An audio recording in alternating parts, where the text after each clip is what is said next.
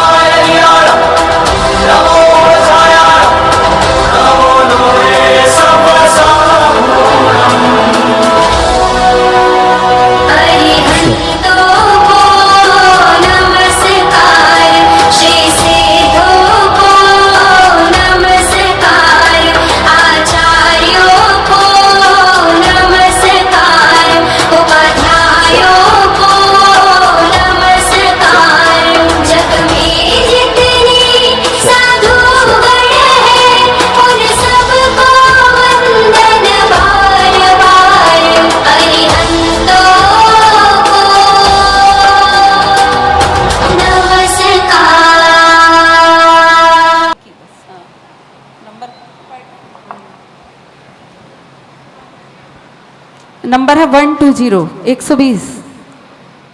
आप हमें अपने मुखारबिंद से हमें ज्ञान का दान दें दीदी।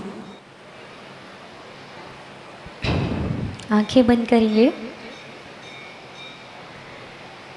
और एक बार फिर अपने तीनों योगों को एक साथ करके अपने मंदिर के मूल नायक श्री शांतिनाथ भगवान के चरणों में त्रिवार नमोस्तु करते हुए ओमकार का नाद करेंगे। ओम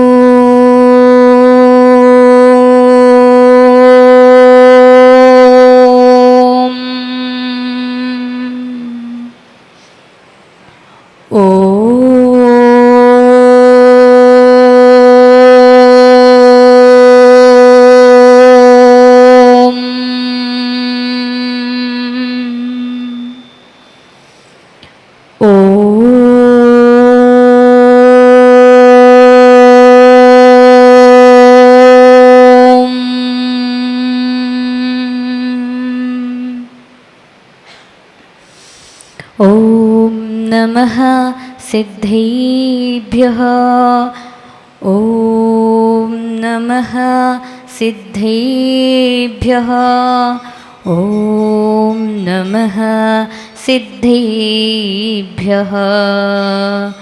नमो अरिहन्ताडं, नमो सिद्धाडं, नमो आयुर्याडं, नमो वज्रायाडं, नमो लोये सौवसाहुडं।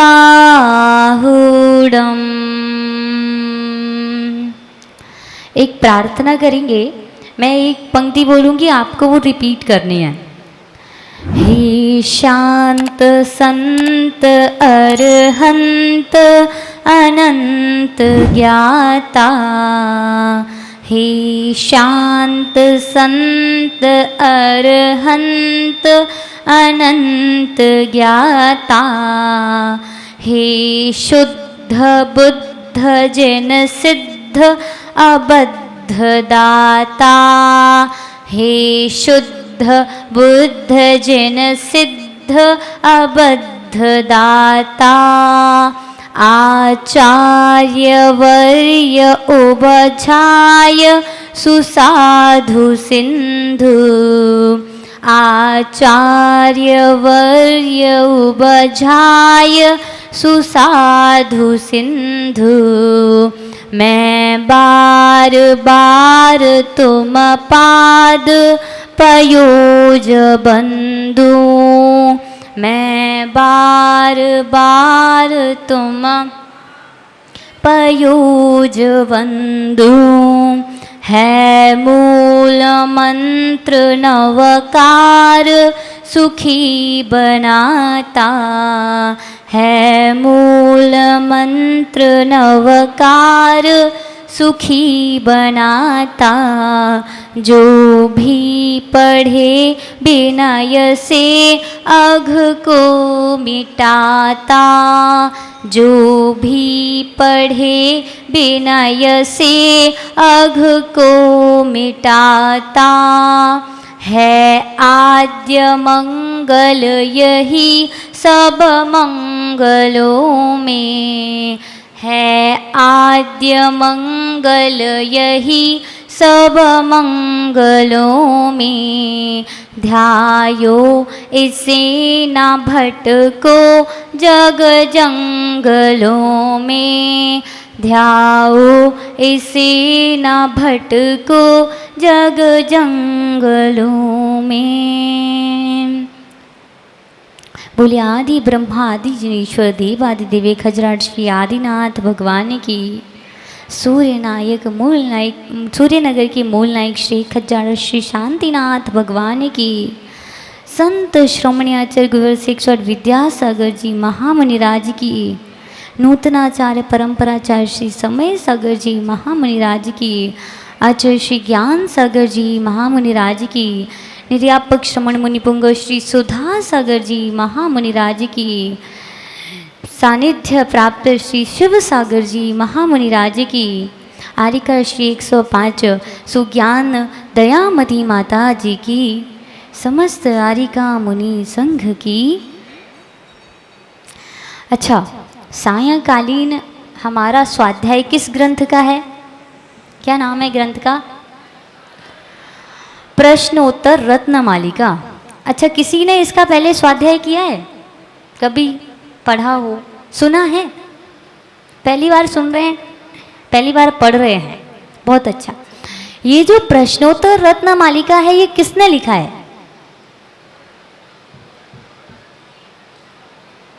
पुस्तक है सभी के पास? सबको पुस्तक मिल गई? पुस्तक के ऊपर लिखा हुआ है ना लेखक का नाम, राजर्षि अमोघ वर्ष। इसका मंगलाचरण प्रारंभ करने से पहले हम पहले ग्रंथ को जान लेते हैं कि इस ग्रंथ में क्या है और इस ग्रंथ को लिखने वाले लेखक कौन है और उनकी क्या विशेषताएं हैं। फिर उसके बाद हम मंगलाचरण पे आएंगे। तो ग्रंथ का नाम क्या है? प्रश्नोत्तर रत्नमालिका। प्रश्नोत्तर मतलब प्रश्न और उत्तर, इट मीन्स क्वेश्चन और आंसर। यहाँ पे जो लेखक हैं वह अपनी प्रस्तुति कैसे कर रहे हैं? क्वेश्चन पूछ रहे हैं और फिर आंसर भी वही कर रहे हैं। क्यों कर रहे हैं? अच्छा, आप लोगों ने वो मोटिवेशनल स्पीकर्स सुने जो अपने यहाँ पे बहुत बड़े बड़े परफॉर्मेंस होते हैं ना, जहाँ पे वो स्पीच देते हैं। स्पीच में एक क्वेश्चन आर होता है। उस क्वेश्चन आर में वो क्या करते हैं, अगर उनको अपना मोटिवेशन बहुत अच्छा करना है, मतलब किसी को इंस्पायर करना है, किसी को अच्छी प्रेरणा देनी है, तो वो उनसे प्रश्न पूछते हैं। करते हैं ना, प्रश्न पूछते हैं, फिर उसका आंसर देते हैं। और आंसर हमें अच्छा लगता है तो हमें वो व्यक्ति भी रुचने लगता है, अच्छा लगने लगता है। ऐसे ही हमारे गुरुदेव और बहुत सारे मुनिराज हैं जो सायंकालीन जिज्ञासा समाधान चलाते हैं, जिसमें से आप और हम क्या पूछते हैं, अपनी जिज्ञासाएं प्रश्न रखते हैं और मुनिश्री उनका उत्तर देते हैं। यहाँ पे जो राजर्षि अमोघवर्ष जी हैं, उन्होंने स्वयं ही प्रश्न को खड़ा किया है और उसका उत्तर भी स्वयं ही दिया है। यह जो प्रश्नोत्तर रत्नमालिका ग्रंथ है, इसमें कितने श्लोक हैं टोटल? इसमें टोटल 29 श्लोक्स हैं। कितने हैं? 29। और इन 29 श्लोक्स में टोटल कितने क्वेश्चन हैं? 66। कितने क्वेश्चन हैं? 66 प्रश्न हैं और उन 66 प्रश्नों का उत्तर इस पूरे ग्रंथ में दिया हुआ है। सोचो, 29 ग्रंथ में से एक मंगलाचरण हटा दो और लास्ट की प्रशस्ति हटा दो, तो टोटल कितने? 27 श्लोकों में उन्होंने 66 प्रश्न अपने श्लोकों के माध्यम से आपके बीच में प्रस्तुत किए। और उन क्वेश्चन आंसर में ऐसा कोई क्वेश्चन नहीं है, मतलब ये धर्म से रिलेटेड है, लेकिन ये हमारी लाइफ से रिलेटेड क्वेश्चन है कि हमको ये सही पथ बताने के लिए आपको एक पंक्ति में ही क्वेश्चन और एक पंक्ति या एक शब्द में उसका उत्तर वहाँ पे मिल जाएगा। क्वेश्चन आंसर वाली जो शैली होती है वो सबसे बेस्ट शैली होती है, क्योंकि जब क्वेश्चन और आंसर होते हैं तो हमारे माइंड में तो क्वेश्चन है और जब हमको वो आंसर मिलता है तो वो दोनों क्वेश्चन आंसर हमारे मन में बैठ जाते हैं। आप लोगों ने स्टोपदेव जी पढ़ा है पिछले 2 वर्ष में, है ना? स्टोपदेव जी का पूरा स्वाध्याय हो गया। उसमें कितनी गाथाएं हैं टोटल? कितनी? 51, है ना? 51 आपने गाथाएं पढ़ी। वहाँ पे भी सेम टू सेम ऐसा ही कॉन्सेप्ट था। क्या था कि वहाँ पे शिष्य गुरु से प्रश्न करता है और उस प्रश्न के उत्तर में जो पूज्यपाद स्वामी हैं वो पूरी गाथा लिख देते हैं। यही था। अच्छा, तत्वार सूत्र जी पढ़ा है किसी ने? तत्वार सूत्र जी में भी ऐसा ही है। बस प्रॉब्लम वहाँ पे ये है कि वहाँ पे प्रश्न लिखे नहीं हुए हैं, है ना? कि कौन सा प्रश्न पूछा, हम उसको अज्यूम कर लेते हैं, या जो टीका जिन्होंने लिखी है उसमें उन्होंने इंगित कर दिया कि ये प्रश्न पूछा होगा, इसका आंसर इन्होंने ऐसा दिया है ना? लेकिन ये जो प्रश्नोत्तर रत्नमालिका है, इसका नाम ही है प्रश्नोत्तर। फिर क्या बोला? रत्नमालिका। रत्नमालिका का मतलब क्या होता है? रत्नों की मालिका। आप लोग हार पहनते हो ना, ये गले में मंगलसूत्र, गले में हम बड़े बड़े नेकलेस क्यों पहनते हैं?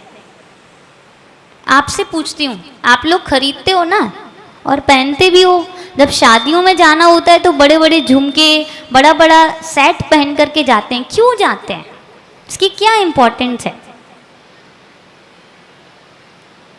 सुंदर लगने के लिए। जब हम हार पहनते हैं तो हमारा जो आउटफिट है बहुत सुंदर लगने लगते हैं, हमारी जो सुंदरता है और बढ़ जाती है, इसीलिए पहनते हैं। वैसे ही ये जो प्रश्न उत्तर है, यह भी रत्नों की मालिका है। कौन से रत्नों की मालिका है? जो हमारे अंतरंग में हमको अच्छे अच्छे गुणों को प्रकट करेगी। अच्छा, सबके पास ज्ञान होता है, सबने यहाँ पे जितने भी लोग बैठे हुए हैं सब एजुकेटेड हैं, 10th 12th सब है। कोई ऐसा तो नहीं है जिसने 10th भी पास नहीं की। दिल्ली में रह रहे हैं तो एजुकेटेड ही होंगे। सभी एजुकेटेड हैं, सभी ने बुक्स रीड की हैं, सभी ने बहुत सारी किताबें पढ़ी हैं, बहुत सारा ज्ञान लिया। लेकिन वो जो ज्ञान है, वो ज्ञान तभी सार्थक है जब उसमें क्या हो? विवेक जब लगता है कि यह ज्ञान हमें कहाँ उपयोगी है और कहाँ उपयोगी नहीं है। जब तक वह विवेक हमारे मन में नहीं आता, तब तक वह ज्ञान कोई फलीभूत नहीं है। ज्ञान से पैसे तो मिल जाएंगे, लेकिन ज्ञान से मोक्ष नहीं मिलेगा। वो मोक्ष किससे मिलेगा? ऐसे ज्ञान से मिलेगा जो हमें आगे चल करके चारित्र को धारण कराए। तो ऐसे ही राजर्षि अमोघवर्ष ने ऐसे ही 66 प्रश्नों को उद्घाटित किया, उठाया। उन्होंने पूछा और खुद ही उसका आंसर दिया। ऐसे राजर्षि अमोघ वर्ष ने ये प्रश्नोत्तर रत्न मालिका अर्थात ऐसे प्रश्नोत्तर की माला उन्होंने तैयार की कि जो हम अगर अपने ऊपर धारण करेंगे तो हम क्या हो जाएंगे, मुक्त हो जाएंगे, हम अपने आप में श्रेष्ठ हो जाएंगे, हमारा ज्ञान जो है सम्यक ज्ञान हो जाएगा। अब हम जानते हैं कि ये राजर्षि अमोघ वर्ष कौन है। आप सभी ने हिस्ट्री पढ़ी है, इतिहास में सम्राट चंद्रगुप्त मौर्य हुए, है ना, बहुत सारे जो राजा हुए, बहुत सारे राजाओं का काल हुआ। ऐसे ही महाराष्ट्र में भी राजा हैं। आप लोगों ने महाराष्ट्र के एक फेमस राजा का नाम भी सुना होगा, छत्रपति शिवाजी। छत्रपति शिवाजी को महाराष्ट्र के लोग भगवान की तरह पूजते हैं क्योंकि उनका ऐसा व्यक्तित्व था कि सब लोग उनको ऐसे पूजते हैं। तो ऐसे ही महाराष्ट्र प्रांत में एक राष्ट्रकूट वंश हुआ। कौन सा वंश? राष्ट्रकूट, है ना। राष्ट्रकूट में एक राजा हुए जिनका नाम था क्या? अमोघ वर्ष। क्या नाम था? अमोघ वर्ष। ऐसे राष्ट्रकूट में जो राजा अमोघ वर्ष हुए वो किसको मानते थे? कौन से धर्म के अनुयायी थे? जैन धर्म के अनुयायी थे। अच्छा, पुराणों के नाम सुने आप लोगों ने? आदि पुराण, उत्तर पुराण, हरिवंश पुराण, पद्म पुराण, ऐसे बहुत सारे महापुराण, ऐसे बहुत सारे पुराण हैं। ये पुराण किन्होंने लिखे हैं? हमारे आचार्यों ने लिखे ना। आचार्य जिनसेन स्वामी, आचार्य गुणभद्र स्वामी, आचार्य महावीर स्वामी, ऐसे बहुत सारे आचार्य हुए जिन्होंने हमारे बीच रह करके हमको ग्रंथ दिए। अगर मान लो ये ग्रंथ नहीं लिखे होते तो क्या होता? क्या होता? आज हमको जो थोड़ा बहुत ज्ञान है वह भी नहीं हो पाता। अच्छा, पहले के समय में श्रुत ज्ञान होता था। कौन सा ज्ञान होता था? श्रुत ज्ञान मतलब जो सुन करके ग्रहण कर लिया जाए, ऐसा श्रुत ज्ञान। और श्रुत ज्ञान दो प्रकार का होता है। एक श्रुत ज्ञान जो है जिसमें द्वादशांग आते हैं, मतलब जो हमारे जिनमानी आदि के जो भाग हैं वो आते हैं। और एक श्रुत ज्ञान का अर्थ ये होता है जो मति ज्ञान पूर्वक होता है। समझ में आ रहा है? जैसे मति ज्ञान, अब बहुत छोटा सा उदाहरण, ये आप लोगों को इसलिए समझा रहे हैं कि एक बहुत छोटे छोटे से कॉन्सेप्ट हैं। यदि ये क्लियर नहीं हुए तो फिर आप इतने बड़े बड़े ग्रंथ पढ़ के क्या करेंगे? तो मति ज्ञान क्या होता है? जैसे मान लो ये फोन है, इस फोन को मैंने हाथ में लिया तो मुझे क्या लग रहा है? ये भारी लग रहा है, कठोर है। ये ज्ञान हुआ।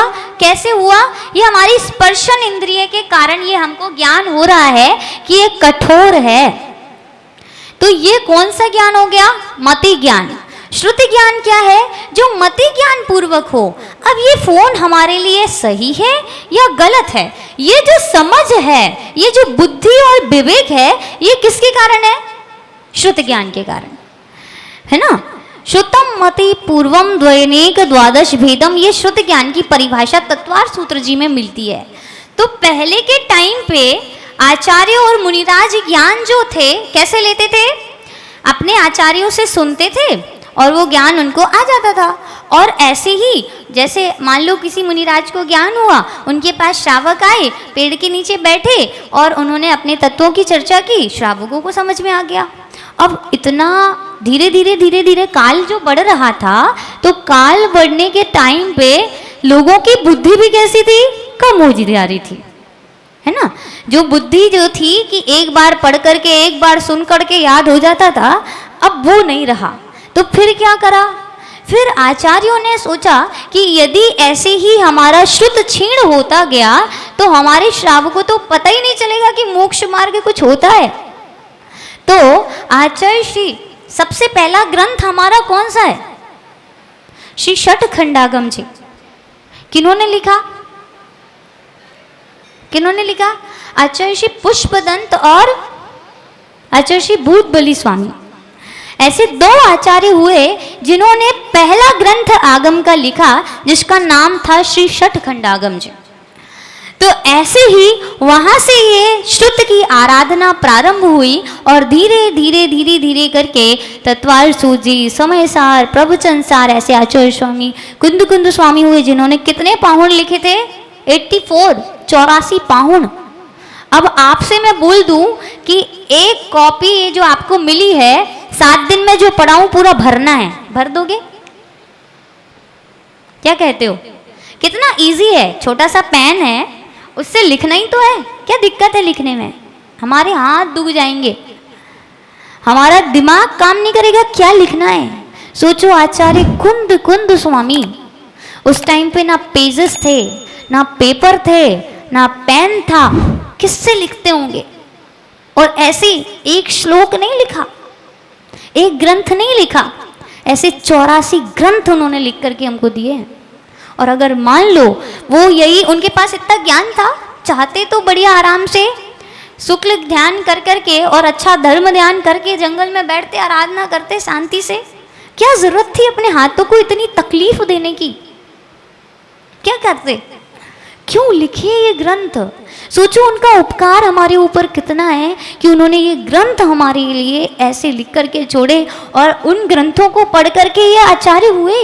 आचार्य श्री विद्यासागर जी महाराज, आचार्य श्री वर्धमान सागर जी महाराज, आचार्य श्री सुनील सागर जी, आचार्य श्री समय सागर जी, आचार्य श्री ज्ञान सागर जी, ऐसे बड़े बड़े महामुनिराज आचार्य आज हमारे पास हैं। क्यों? क्योंकि ये ग्रंथ यदि उन्होंने पढ़े नहीं होते, उनको ये ज्ञान नहीं होता, तो ये आगे कैसे देते? और ये ज्ञान आगे नहीं देते तो आज मुनि श्री सुधा सागर जी महाराज जी कैसे होते? और अगर वो नहीं होते तो हम नहीं होते, हम नहीं होते तो आप यहाँ बैठे नहीं होते, है ना?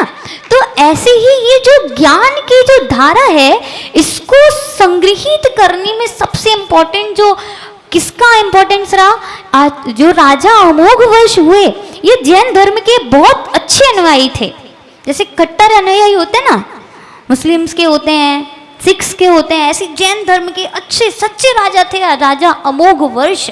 ऐसे राजा अमोघ वर्ष ने अपने राज्य में आचार्यों को, जैसे अपने यहाँ पे संतशालाएं होती है ना, अपन उनको रहने के लिए व्यवस्थित स्थान देते हैं, तो वैसे ही वो साहित्य प्रेमी थे। उनको बहुत सही लगता था कि जैन धर्म को हम प्रकर्षण, मतलब हम उसको प्रोडक्ट कर पाएँ या हम उसको प्रोटेक्ट कर पाएँ, उसका संरक्षण कर पाएँ। तो उन्होंने बड़े बड़े आचार्यों को अपने राज्य में बुलाया है। आचार्य श्री जिनसेन स्वामी, आचार्य श्री गुणभद्र स्वामी, ऐसे ऐसे आचार्यों को राज्य में सही सामग्री उपलब्ध करा करके और ऐसे बड़े बड़े ग्रंथों की उन्होंने, जो हरिवंश पुराण है, आदि पुराण है, उत्तर पुराण है, ऐसे सभी पुराण वहाँ पे लिखे गए।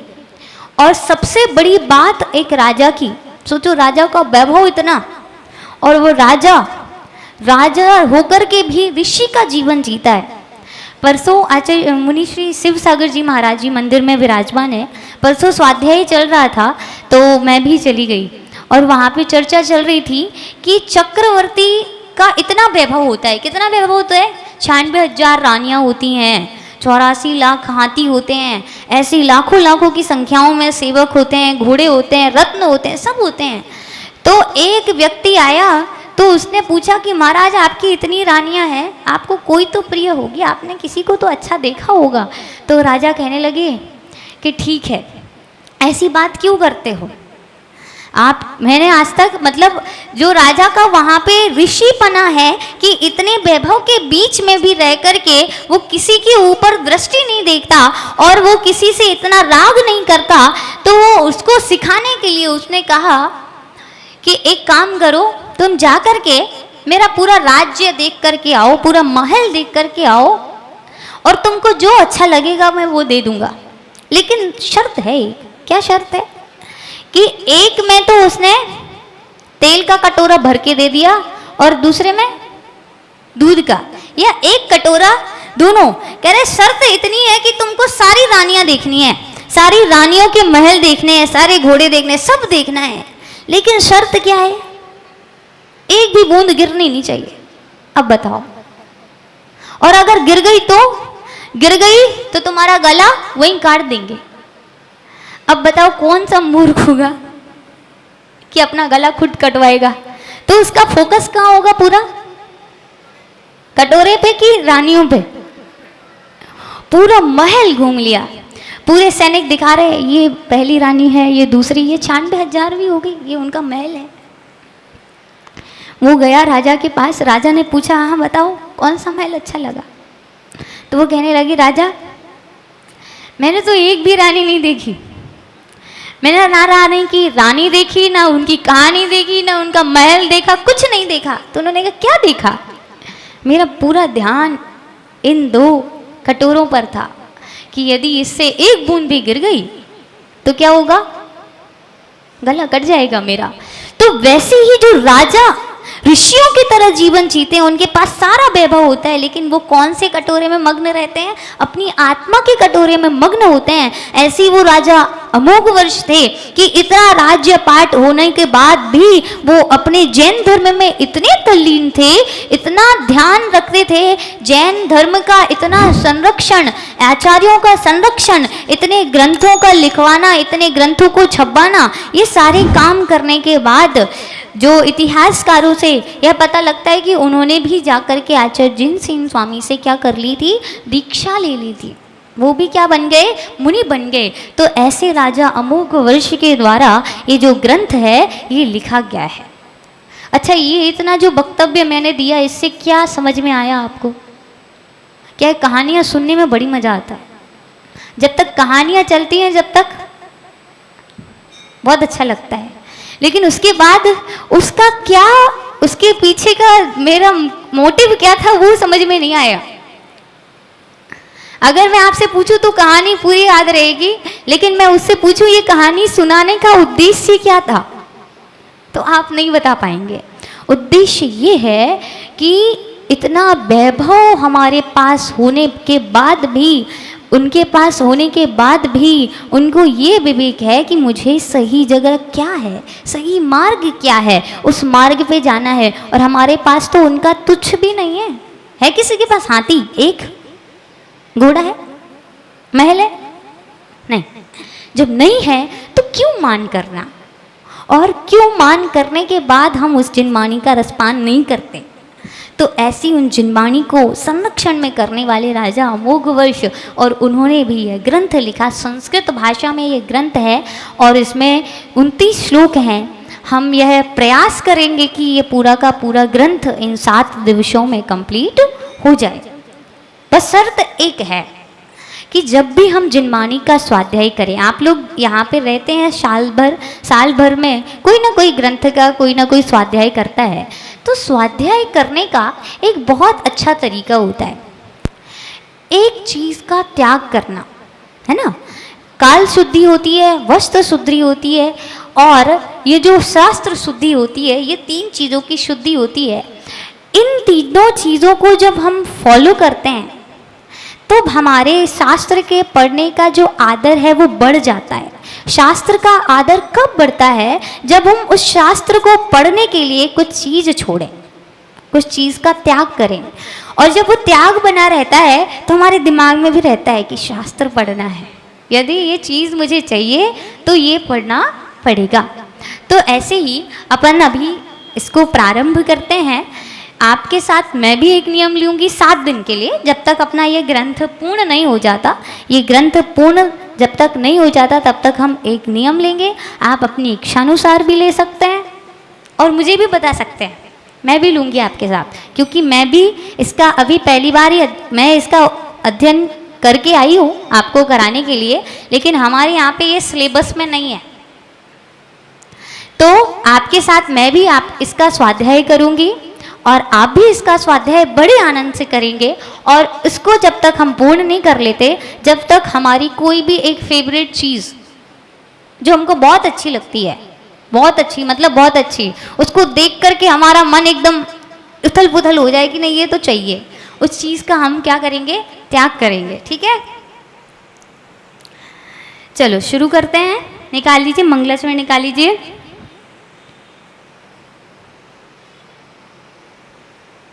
हाँ, जोड़ लीजिए।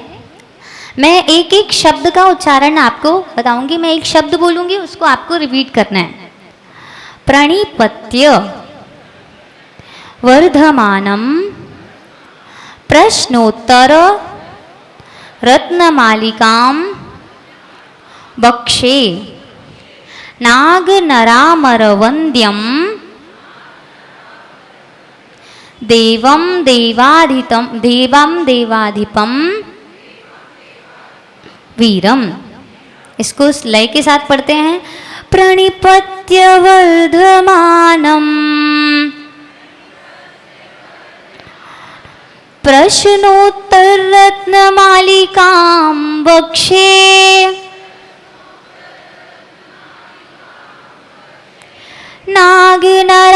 नागनरामरवन्द्यं देवं देवाधिपं वीरम्। इसको पूरा पढ़ेंगे साथ में। प्रणिपत्य वर्धमानं प्रश्नोत्तर रत्नमालिकां वक्षे नागनरामरवन्द्यं देवं देवाधिपं वीरम। आगे उच्चारण किसी को कहीं दिक्कत? बहुत सरल है। चल इसका अर्थ समझते हैं। प्रणिपत्य, प्रणिपत्य मतलब क्या होता है? नमस्कार करके। प्रणिपत्य मतलब नमस्कार करके। वर्धमानम, वर्धमान किनका नाम है? हमारे जो वर्तमान शासननायक महावीर स्वामी हैं अर्थात 24वें तीर्थंकर, तो वर्धमान स्वामी को नमस्कार करके प्रश्नोत्तर रत्नमालिकाम अर्थात प्रश्नोत्तर रत्नमालिका को वक्षे अर्थात कहता हूँ या मैं कहूँगा। कहूँगा मतलब अब मैं आगे जो भी लिखूंगा वो कौन सा ग्रंथ होगा? प्रश्नोत्तर रत्नमालिका। नाग नरामर वंद्यम, अब यहाँ पे संधि हुई। नाग नर अमर वंद्यम अर्थात जो नाग से, नर से, अमर से, वंद्यम अर्थात वंदनीय है। नाग मतलब सर्प नहीं। आपने असुर कुमार देव सुने? अपने यहाँ पे 7 पृथ्वियाँ हैं, नीचे 7 नरक हैं। पहली पृथ्वी जो है उसके 3 भाग होते हैं, है ना। 3 भाग में से जो 2 भाग हैं उसमें असुर कुमार के देव रहते हैं। उन असुर कुमार के देवों में भी एक नाम होता है नाग अर्थात नाग जाति के देव। तो ऐसे यहाँ पे नाग का सिर्फ नाग नहीं लेना, अर्थात जो सुर और असुर अर्थात जो देव और असुरों के द्वारा भी क्या है? वंदनीय है। नर मतलब मनुष्यों के द्वारा और नाग मतलब असुरों के द्वारा और अमर मतलब देव। ठीक है, अब इसके मोटिव समझते हैं। यहाँ पे राजा अमोघ वर्ष में विशेषण समझ में आती है। विशेषण क्या कहलाती है? किसी वस्तु की जो विशेषता बतलाए वो विशेषण कहलाती है। जैसे पेन आप हाथ में लिए हैं, वो नीला पेन है, समझ में आ रहा है? तो पेन की विशेषता क्या हो गई? नीला रंग, कि वो पेन जो है वो नीला है। ऐसे ही यहाँ पे वर्धमान स्वामी को नमस्कार किया है और उनकी 4 विशेषताएं बताई। पहला क्या विशेषता बताई? कि कैसे हैं वो? नाग नर और अमर से क्या है? वंदनीय है ना। फिर देवम अर्थात कैसे हैं? दिव्य हैं। क्या है? दिव्य हैं। देवम मतलब दिव्य है, ऐसे महापुरुष हैं। देवाधिपम, देवाधिपम मतलब देवस्य अधिपम अर्थात जो देवताओं के भी अधिपति हैं। कैसे अधिपति हैं? जब तीर्थंकर का जन्म होता है तो सारे जो देव हैं उनकी सेवा में लग जाते हैं। सौधर में इंद्र भी उनके आगे माथा झुकाता है। तो ऐसे जो देवों के भी अधिपति हैं ऐसे वर्धमान स्वामी। फिर चौथा विशेषण क्या? वीरम, वीरम अर्थात वीर हैं, शूरवीर हैं। अब नाग अमर और नर मतलब कि जो असुर और सुर मतलब देवों से, असुरों से और मनुष्यों से जो वंदनीय हैं ऐसे वर्धमान स्वामी। दूसरा देवम, देवम अर्थात जो दिव्य हैं, महापुरुष हैं ऐसे वर्धमान स्वामी। तीसरा विशेषण देवाधिपम अर्थात जो देवों के भी अधिपति हैं ऐसे वर्धमान स्वामी। और चौथा कौन सा? वीरम अर्थात जो शूरवीर हैं ऐसे महावीर स्वामी। क्योंकि महावीर स्वामी के 5 नाम हैं जो हमने बाल बोध भाग 1 में पढ़े हैं। कौन कौन से? वीर, अतिवीर, अतिवीर, सन्मति, वर्धमान और महावीर। तो ऐसे ही उनका विशेषण भी वीर है। अच्छा, उनका एक दृष्टांत मैंने पढ़ा है कि उनका जब पुराण पढ़ने में आता है, आदि पुराण के बाद उत्तर पुराण में आगे के 24 तीर्थंकरों का भाग है, तो उसमें आता है कि जब भगवान महावीर स्वामी बालक अवस्था में थे तो स्वर्गों में चर्चा चल रही थी देवों की सभाओं में कि इतने शूरवीर हैं, कौन सबसे ज़्यादा शूरवीर है? तो कहा भगवान महावीर जो हैं वो सबसे ज़्यादा शूरवीर है। तो एक देव को बहुत जिज्ञासा हुई कि ये बालक कैसे शूरवीर हो सकता है। तो उसने एक बहुत बड़े नाग, विशाल नाग का क्या कर लिया, रूप धारण किया, और जहाँ वर्धमान स्वामी अपने दोस्तों के साथ खेल रहे थे उस पेड़ पे जाकर के क्या हो गया, लिपट गया। तो सारे बालक तो क्या हो गए, डर के भग गए, और जो वर्धमान स्वामी हैं उसको स्लाइड समझ के उससे नीचे आ गए। तो वो जो नाग जो बनकर के देव आया था उस वो असली रूप में प्रकट हुआ और उसने भगवान महावीर स्वामी की स्तुति की और वहाँ पे उनको एक नाम दिया कि सही में आप क्या हो, वीर हो। तो ऐसे वीर, ऐसे वर्धमान स्वामी को नमस्कार करते हुए राजा अमोघ वर्ष किस ग्रंथ को रचना कर रहे हैं? कह रहे हैं प्रश्नोत्तर रत्नमालिकाम, अर्थात प्रश्नोत्तर रत्नमालिका का वो वर्णन कर रहे हैं। समझ में आया? भगवान महावीर स्वामी को नमस्कार करके, और वो भगवान महावीर स्वामी कैसे हैं? 4 विशेषणों से युक्त हैं। पहली विशेषण नाग नरामर वंद्यम, अर्थात जो असुर, सुर और मनुष्यों के द्वारा वंदनीय हैं। देवम, अर्थात जो दिव्य हैं, महापुरुष हैं, दिव्य स्वरूप को धारण करने वाले हैं। देवाधिपम, अर्थात जो देवों के भी अधिपति हैं, देवों के भी स्वामी हैं, ऐसे महावीर स्वामी। और जो शूरवीर हैं, वीर हैं, ऐसे उन वर्धमान स्वामी को मैं नमस्कार करके प्रश्नोत्तर रत्नमालिका ग्रंथ को कह रहा हूँ। समझ में आया? इतना सरल इसका भावार्थ है। ठीक है, आगे चले। समझ में आया? अपन प्रतिदिन यदि 4 श्लोक का उद्देश्य रखेंगे तब जाकर के ये 7 दिन में कंप्लीट हो पाएगा। तो 4 तो पढ़ लेंगे। चल, अब इसमें एक विशेषता ये है कि यहाँ पे जितने भी श्लोक्स हैं, मतलब जितने भी श्लोक यहाँ पे दिए हुए हैं, उन सभी श्लोकों में एक श्लोक में मिनिमम 2 क्वेश्चन हैं और मैक्सिमम 4 क्वेश्चन भी हैं। समझ में आया? तो यहाँ पे वो क्वेश्चन और आंसर के द्वारा हमको समझा रहे हैं कि कैसे हम अपनी बुद्धि को सही कर पाएंगे। तो दूसरा श्लोक निकाल लीजिए, यहाँ से डायरेक्ट शुरू कर देते हैं वो प्रश्नोत्तर। चल, कह खलु नालंक्रियते दृष्टा दृष्टार्थ साधन पटियान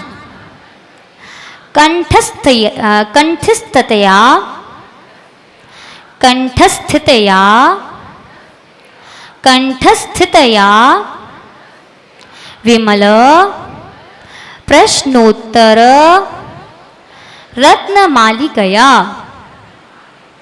उच्चारण आ गया? अच्छा, ये वाला थोड़ा सा कठिन है। कंठस्थितया, सा को ठ के साथ ले लेना और थितया, ठीक है? कंठस्थितया। का खलु नालंक्रियते दृष्टा दृष्टार्थ साधन पटियान कंठस्थतया विमल प्रश्नोत्तर रत्नमालिकया। आ गया ना? इसको साथ में पढ़ते हैं। कह खलु नालंक्रियते दृष्टा दृष्टार्थ साधन पटियान कंठस्थतया विमल प्रश्नोत्तर रत्नमालिकया। आ गया? चलो इसको समझते हैं। प्रश्नोत्तर के थ्रू आज राजा अमोघ वर्ष जो है हमको बता रहे हैं। क्या बता रहे हैं? कह। कह मतलब होता है, अच्छा 2-3 शब्द आप ध्यान में रख लो। कह मतलब कौन, किम मतलब क्या, कुत्र मतलब संस्कृत जो है थोड़ी सी अटपटी लैंग्वेज है ना। संस्कृत जब पढ़ते हैं तो ये जो जीभ में हड्डी होती है क्या, है ना। आप लोगों ने टंग ट्विस्टर समझ में आता है ना, टंग ट्विस्टर। ऐसे अपन बोलते ना कि अगर हमको अपनी कम्युनिकेशन स्किल अच्छी करनी हो, मतलब अच्छी बात बोलनी हो, तो टंग ट्विस्टर होते हैं कुछ, वो बोल करके हमारी जो बात, हमारा जो गला है उसकी एक्सरसाइज हो जाती है। ऐसे ही संस्कृत का भक्तामर पढ़ लो, संस्कृत का लगातार तत्वार सूत्र पढ़ लो, आपकी अपने आप एक्सरसाइज हो जाएगी, क्योंकि उसमें ऐसे ऐसे शब्द होते हैं। और आपकी एक्सरसाइज तभी होगी जब वो संस्कृत को शुद्ध पढ़ेंगे, है ना। तो ऐसे ही संस्कृत बहुत अच्छी लैंग्वेज है और सबसे कहते हैं कि सबसे कठिन और सबसे सरल।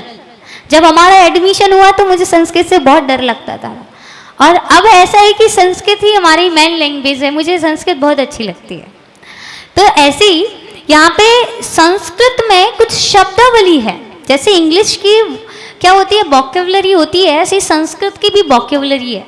उसमें आप लोग जो कॉपीज रखे हैं ना, उसमें आप लोग लिखते जाना, क्योंकि अगर क्या होता है कि हमारे यहाँ पे एक बहुत बढ़िया तरीके की चीज़ है कि जैसे हमारा जो होता है ना आगे पाट और पीछे सपाट, जैसे आगे अगर हाथी निकल जाए तो पीछे उसकी पूंछ बस दिखती है। तो ऐसे ही हमारे साथ होता है कि दीदी ने पढ़ा तो दिया सारा, 7वें दिन पूछा तो हमें आ ही नहीं रहा कि क्या पढ़ाया था।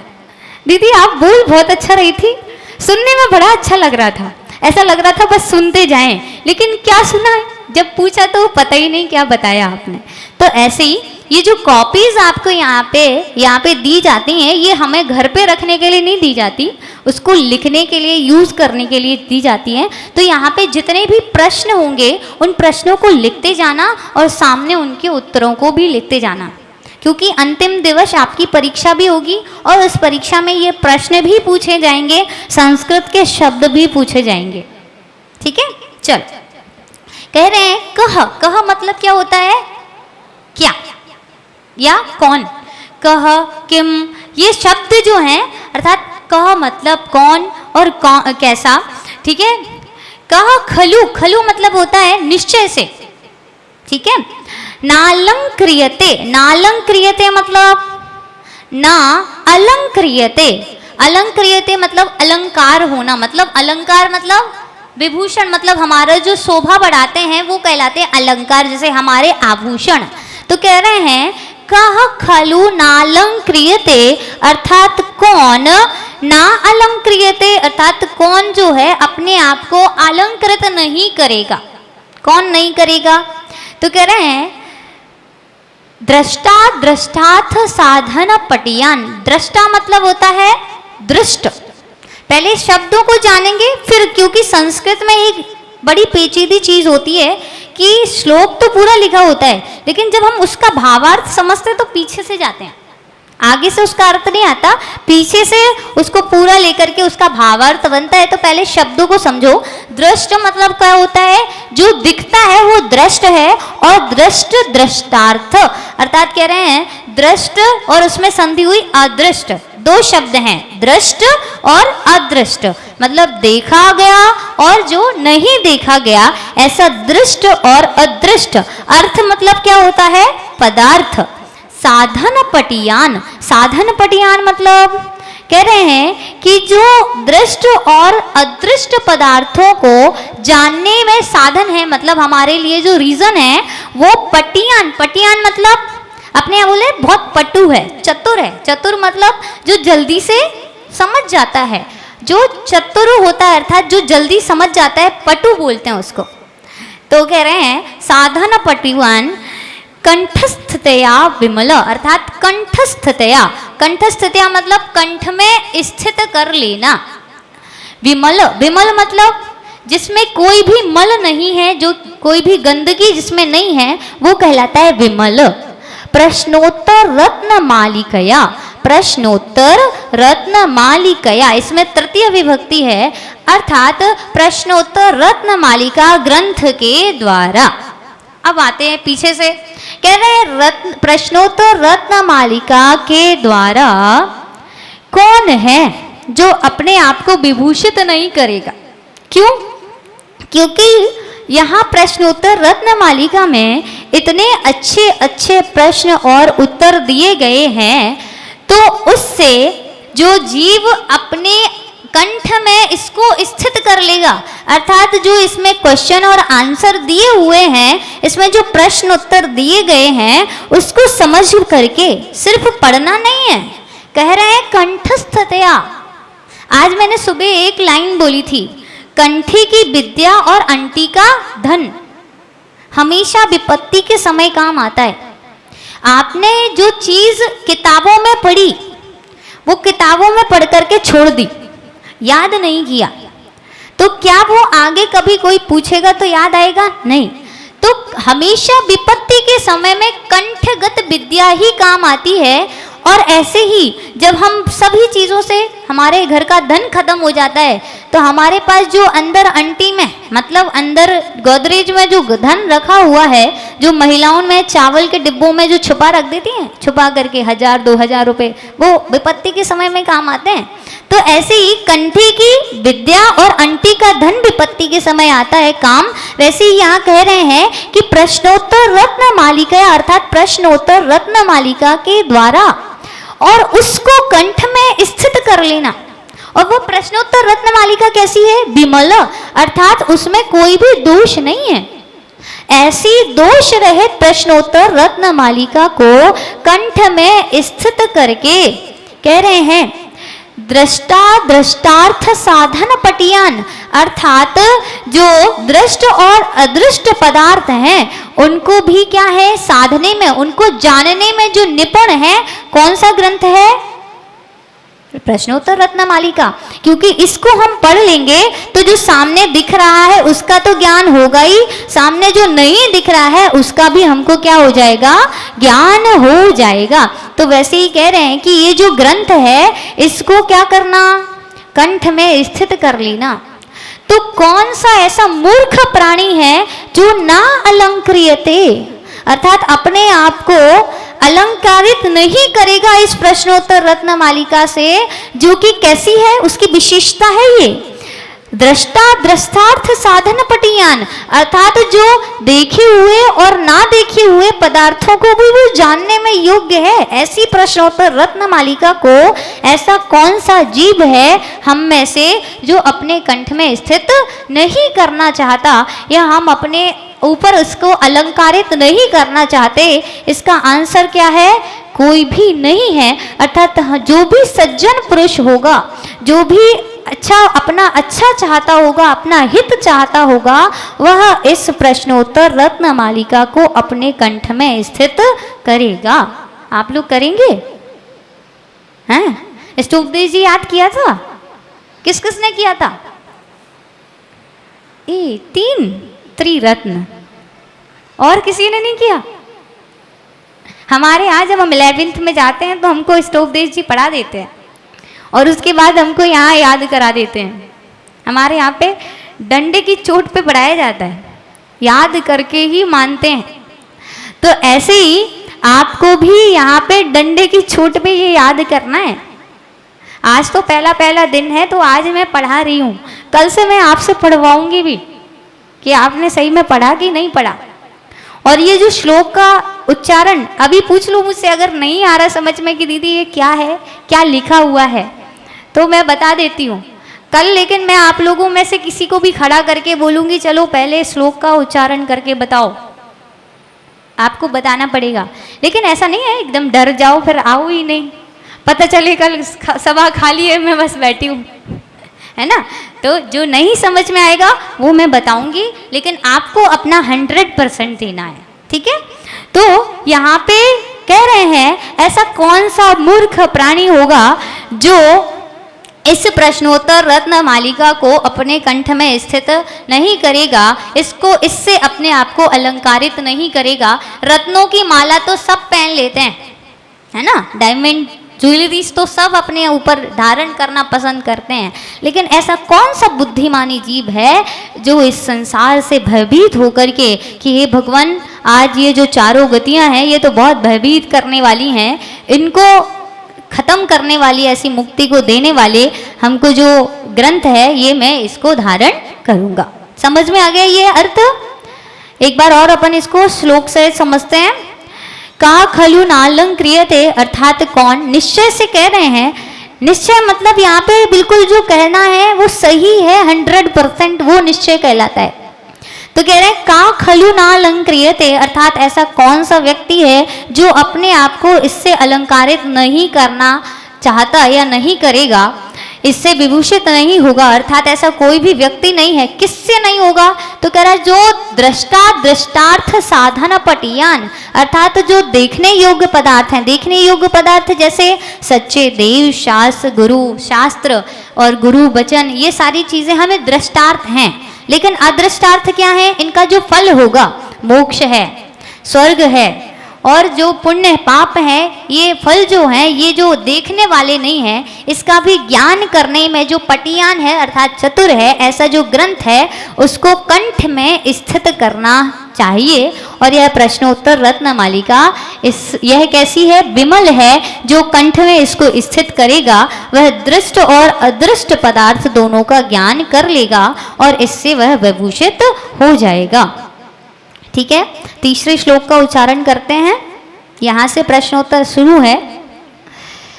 भगवन् किमुपादेयम् गुरुवचनम् हेयमपि च किम कार्यम् को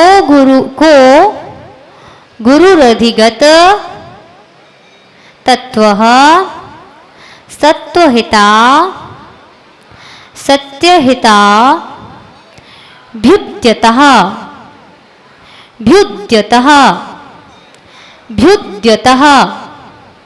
सततम् भगवन् किमुपादेयम् गुरुवचनं हेयमपि च किं कार्यम् गुरुवचनं हेयमपि च किं कार्यम् को गुरुरधिगत तत्वः सत्वहिताभ्युद्यतः सत्वतम् सत्वहिताभ्युद्यतः। इसको तोड़ के पढ़ना है ऐसे, सत्वहिता भ्युद्यतः भ्युद्यतः। समझ में आ रहा है ना मेरी आवाज? सत्वहिता भ्युद्यतः सत्वहिता भ्युद्यतः सततम। एक बार और पढ़ते हैं। भगवान किमुपादेयम् गुरुवचनं हेयमपि च किं कार्यम् को गुरुरधिगत तत्वः सत्वहिताभ्युद्यतः सततम्। साथ में पढ़ते हैं। भगवान किमुपादेयम् गुरुवचनं हेयमपि च किं कार्यम् को गुरुरधिगत तत्वः सत्वहिताभ्युद्यतः सततम्। चल शुरू करें प्रश्नोत्तर। भगवन, हे भगवन, किम उपादेयम, किम उपादेयम। उपादेय मतलब समझ में आता है? उपादेय मतलब होता है ग्रहण करने योग्य, अर्थात जो हम धारण कर सकते हैं, जिसको हम ऑब्जर्व कर सकते हैं, जिसको हम सीख सकते हैं, ऐसी चीज क्या है? तो उन्होंने एक शब्द में उत्तर दिया। क्या दिया? कहा गुरु वचनम, अर्थात गुरु के वचन ही क्या है? उपादेय हैं। ऐसा क्यों कहा? उपादेय शास्त्र क्यों नहीं कहे? शास्त्र को पढ़ करके जितना ज्ञान नहीं होता, जितना गुरु मुख से वचन सुन करके ज्ञान होता है। गुरु के वचन बहुत सिद्धकारी होते हैं। एक छोटा सा दृष्टांत है। शिवभूति महाराज का नाम सुने? शिवभूति महाराज, चलो शिवभूति महाराज, एक ग्वाला था। एक ग्वाला जो सिर्फ क्या करता था, गाय चराता था, उसको कोई ज्ञान नहीं था। उसके नगर में एक मुनिराज आए और मुनिराज का वो बहुत परम भक्त था। जहाँ मुनिराज जाते वो साथ साथ जाता, जो मुनिराज बोलते वो सुनता। एक दिन महाराज का बिहार हुआ। अब वो गांव तो छोड़ नहीं सकता था, तो वो अपने गांव में ही रहा। तो मुनिराज जाते जाते एक शब्द बोल गए। क्या बोल गए? नमो अरिहंताड़म। क्या बोल गए? नमो अरिहंताड़म। उस ग्वाले ने उस शब्द को सुन करके याद कर लिया। अब वो जब भी गुरु को याद करता तो क्या बोलता? नमो अरिहंताड़म, नमो अरिहंताड़म। ऐसे करके एक बार ग्वाला नदी में गिर गया और गिर करके उसमें एक लकड़ी का ठूटा लगा हुआ था जिसमें उसका पेट भिद गया और वो वहाँ पे फंस करके मर गया। लेकिन अंत में उसको क्या ध्यान आया? नमो अरिहंताड़म। क्यों? क्योंकि उसके गुरु ने कहा था। और उसका फल क्या हुआ कि वो अगले भव में सेठ सुदर्शन हुआ और सेठ सुदर्शन होकर के उसी भव से क्या चला गया? मोक्ष चला गया। तो ऐसे गुरु वचन होते हैं। तो उन्होंने क्या लिखा? सोचो कितना दिमाग लगाया होगा। प्रश्नोत्तर ऐसे ही नहीं करते। अब सोचो, मान लो आंसर ही अच्छा ना मिले। क्वेश्चन हम टीचर से पूछे कि ढाई द्वीप कहाँ है और वो बताए कि स्वर्ग में है, तो आप क्या उससे सेटिस्फाई होंगे? नहीं होंगे ना। तो यहाँ पे इन्होंने कितना सेटिस्फाइंग आंसर दिया है। क्या दिया? किम उपादेयम, अर्थात उपादेय क्या है? तो उपादेय सिर्फ और सिर्फ क्या है? गुरु के वचन ही उपादेय है। यहाँ पे शास्त्र नहीं। शास्त्र तो बाद में लिखे, पहले तो गुरु के वचन ही थे। भगवान के द्वारा दिव्य ध्वनि भी वचनों में खिरी, आचार्यों के द्वारा भी वचनों में ही सारी चीजें, ज्ञान जो है वचनों से ही हुआ। तो यहाँ पे कह रहे हैं कि उपादेयम गुरु वचनम, अर्थात गुरु वचन ही सबसे उपादेय हैं। हेयम अपि, अर्थात हे भी, हम जब उपादेय को जानते हैं सबसे पहले ग्रहण करने वाली वस्तु का जानकारी होना चाहिए, उसके साथ क्या गलत है वो भी जानकारी होनी चाहिए। तो कह रहे हैं हेयम अपि च कार्यम, अर्थात हे क्या है? हे मतलब क्या? त्यागने योग्य क्या है? तो कहा क्या? अकार्यम। किम? हे कह रहे हैं, क्वेश्चन है हेयम अपि च किम। क्वेश्चन संस्कृत में है हेयम अपि च किम, अर्थात हे क्या है? तो कह रहे हैं अकार्यम। किम में से आधा म हो जाएगा और आ निकल के अकार्यम। अकार्यम मतलब पाप, ऐसे कार्य जो प्रयोजन भूत नहीं है। जैसे जो बड़े होते हैं उनके सामने असभ्यता से बोलना, अपने बड़ों का अपमान करना, शिक्षकों की हंसी उड़ाना, हंसी मजाक में कुछ भी बोल जाना, मायाचारी करना, क्रोध मान माया लोभ कषाय करना, पाप 5 पाप करना, तो ये सारे क्या हैं? हे हैं। इनको हमें छोड़ना चाहिए। फिर क्या कह रहे हैं दूसरी लाइन में? को गुरु। को गुरु मतलब कह गुरु। कह गुरु मतलब गुरु कौन है? तो कहा अधिगत तत्व सत्व हिताभ्युद्यतः सततम। एक शब्द, क्वेश्चन क्या है? 2 शब्द में है। कह गुरु, गुरु कौन है? आंसर कितना है? आंसर लिख लेना, अंडरलाइन कर लेना। आंसर संस्कृत में क्या है? अधिगत तत्व सत्व हिताभ्युद्यतः सततम। ये पूरा आंसर है। कौन से क्वेश्चन का आंसर है? कहा गुरु, अर्थात गुरु कौन है? तो यहाँ पे संस्कृत में आंसर दिया अधिगत तत्व। अधिगत तत्व अर्थात जिन्होंने 7 तत्वों को अधिगत मतलब समझ लिया है। और कह रहे हैं सत्वहिताभ्यु, अर्थात जो हमेशा, सत्व मतलब जीवों के, प्राणियों के हित में लगे रहते हैं, उद्यत रहते हैं, ऐसे जो गुरु हैं। गुरु कैसे हैं? सबसे पहला विशेषण सत्व मतलब अधिगत तत्व, अर्थात जिनको तत्वों का ज्ञान है, जो जीव अजीव आश्रय संबर मोक्ष निर्जरा इन सभी 7 तत्वों को जो जानते हैं, ऐसे हैं गुरु।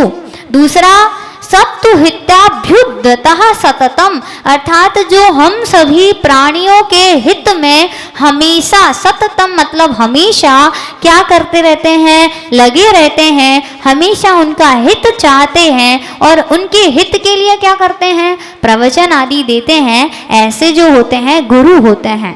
और कुगुरु कैसे होते हैं, दूसरी ढाल पड़ी है ना, कुगुरु उपल नाव की समान होते हैं।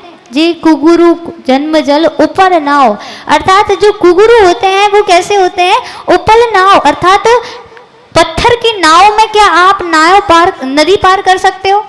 मैंने आपको एक नाव लकड़ी की दी और एक नाव पत्थर की दी, तो उसमें से गंगा किनारे कौन जाएगा, कौन सी वाली नाव जाएगी, लकड़ी वाली की पत्थर वाली, पत्थर वाली तो हिलेगी भी नहीं।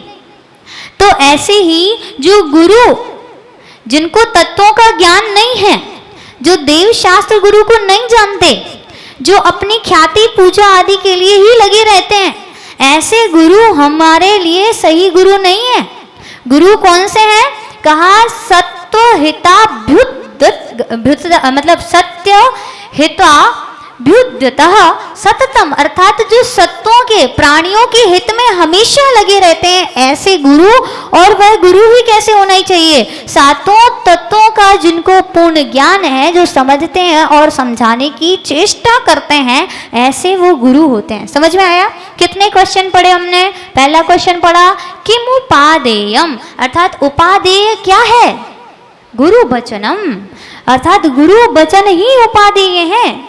गुरु वचन के अलावा हमको इस संसार से पार लगाने वाला कोई नहीं है।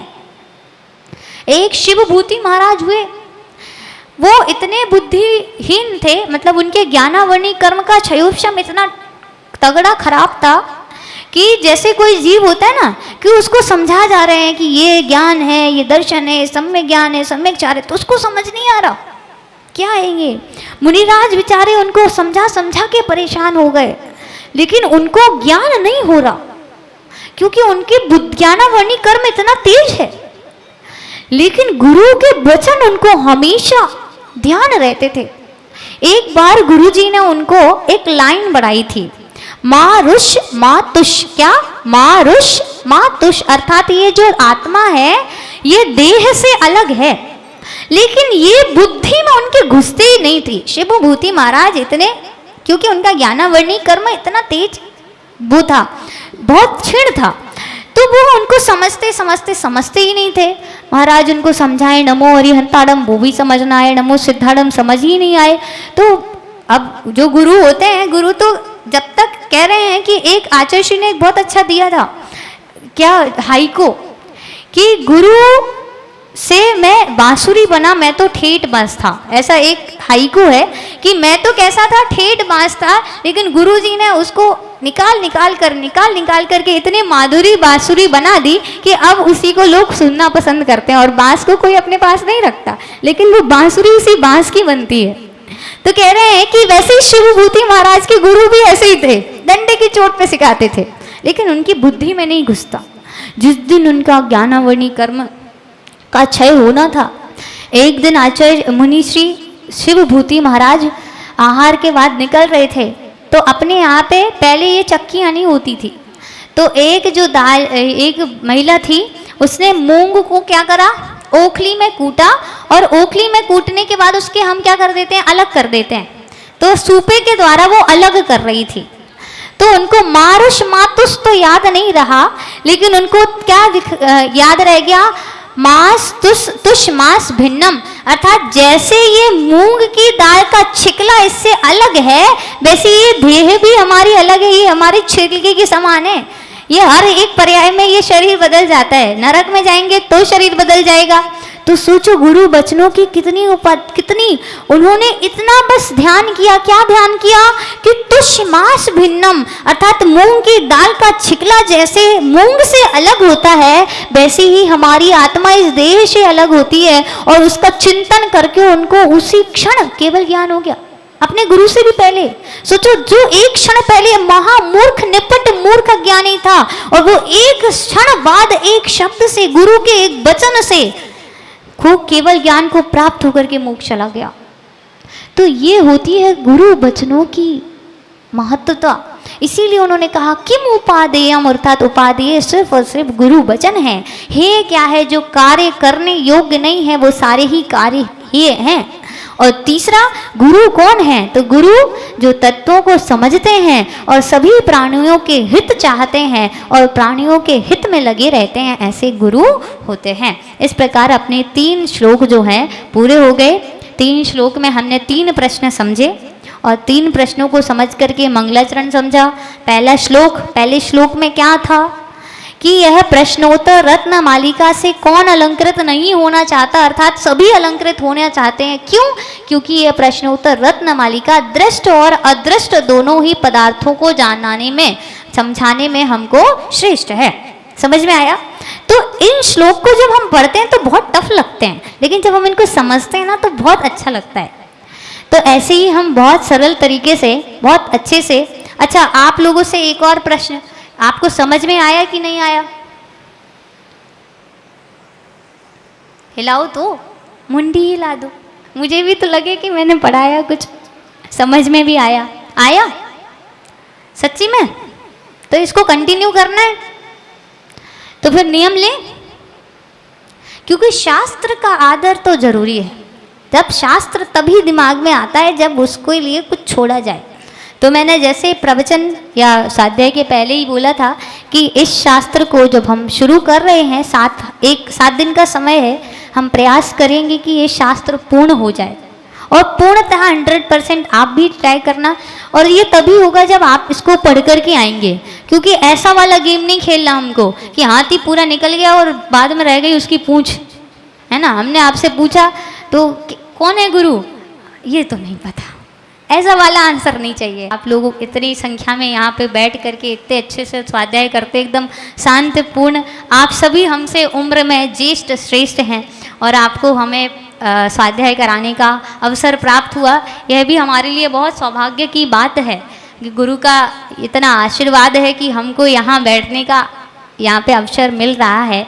और आप सब इसका बहुत अच्छे से आनंद लें और 7 दिन तक आवश्यक रूप से आप भी आएँ, क्योंकि 7 दिन बस ये शिविर है, ज़्यादा लंबा चौड़ा नहीं है। तो 7 दिन हम टाइम तो निकाल सकते हैं, तो अपने आसपास के लोगों को भी इकट्ठा करें, उनको भी मार्गदर्शन दें कि अच्छा स्वाध्याय चल रहा है और हो गया है। प्रश्न भी पूछना है, ठीक है। तो प्रश्नोत्तर कितने पूछने हैं? 5। चलिए, पहला प्रश्न है कि प्रश्नोत्तर रत्न मालिका के लेखक कौन हैं? अमोघ वर्ष जी इसके लेखक हैं। हाँ, मेरा प्रश्न सिर्फ इतना रहेगा, उसके बाद मैं आपसे एक और क्रॉस क्वेश्चन पूछूंगी, अगर उसका आंसर दे दिया तो गिफ्ट आपका। तो जो राजर्षि अमोघ वर्ष हैं, कौन से वंश के राजा थे? वो आरूढ़ समथिंग आपने बताया था। हाँ, राजा आरूढ़। राजा अमोघ वर्ष कौन से वंश के राजा थे? आरूढ़, कोई याद नहीं आ रहा है सही से दीदी। ठीक है, कोई बात नहीं, राष्ट्रकूट वंश के। ठीक है, वेरी गुड। हाँ हाँ, इनको वैसे भैया को ही दे दो, आपसे मैं दूसरा प्रश्न पूछ लूँगी क्योंकि उन्होंने इतना उत्तर दिया है। कल से यही ध्यान रखना कि अच्छे से आप लोग प्रवचन को सुनना। मैं प्रश्न 1 पूछूंगी, उसके बाद दूसरा क्रॉस क्वेश्चन पूछूंगी, अगर आंसर मिला तो फिर गिफ्ट उसका, ठीक है। दूसरा प्रश्न यह है कि जो मंगलाचरण है, उस मंगलाचरण में किसको नमस्कार किया गया है? ध्यान रखना, आंसर खड़ा हाथ वही करना। उसके बाद मैं एक और प्रश्न पूछूंगी कि कौन सी विशेषताएं थी। जो असुर द्वारा और पुरुषों द्वारा जो वंदनीय हैं और देवों के जो देव अधिपति हैं और शूरवीर वर्धमान भगवान को नमस्कार किया गया है, उनको पूजन की गई है। बिल्कुल, एक रह गया है लेकिन बहुत अच्छा। हाँ, कॉपीज बंद कर दो। अच्छा चलो, सभी देखो, जब परीक्षा होती है तो ये ओपन बुक चैलेंज नहीं है, ये क्लोज बुक है। तो परीक्षा तभी सफल होती है जब उसको बंद करा जाए, बुद्धि से बोलना है। चल ठीक है, एक विशेषण रह गया, देवम, दिव्य शरीर वाले, बहुत अच्छे। तीसरा प्रश्न है, गुरु कौन है? गुरु कौन है? पीछे वो अंकल ब्लू शर्ट में बैठे हैं, टी शर्ट में।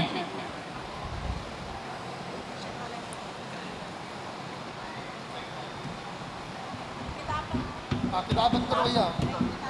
दी जय जिनेंद्र। हाँ, गुरु वो है जिनको 7 तत्वों का ज्ञान है, श्रद्धान है, और जो उन 7 तत्वों को पढ़ाने की चेष्टा रखते हैं और वो ज्ञान हम सबको बताते हैं, वो हमारे गुरु हैं। वेरी गुड, बहुत अच्छे। इसके अलावा एक और चीज, हम सभी का हित भी चाहते हैं, ऐसे गुरु। ठीक है, चौथा प्रश्न, चौथा ही है ना? चौथा, उपादेय क्या है? With reason.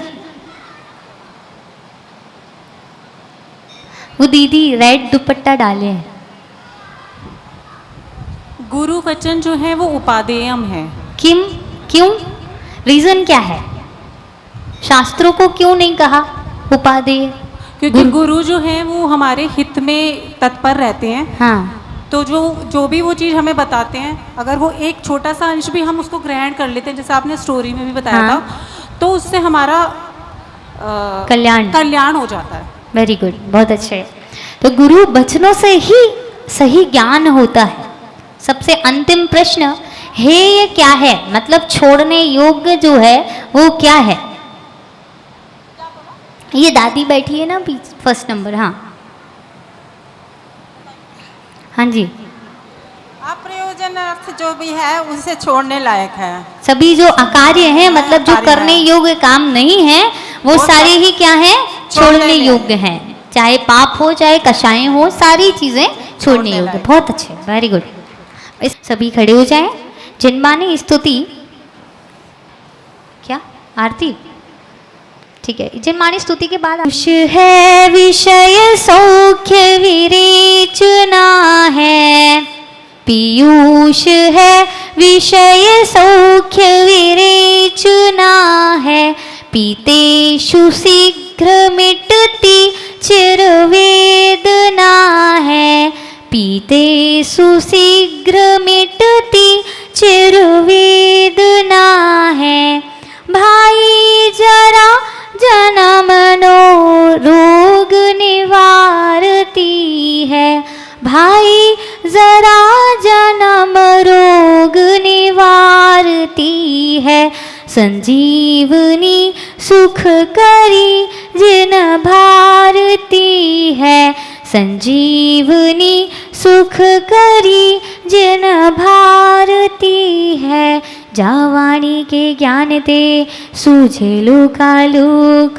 सुवाणी मस्तक नमो सदा देत हो धोक, हे जिनवाणी भारती तो जपू दिन रेन, जो तेरो शरणागहे सो पावे सुख चैन।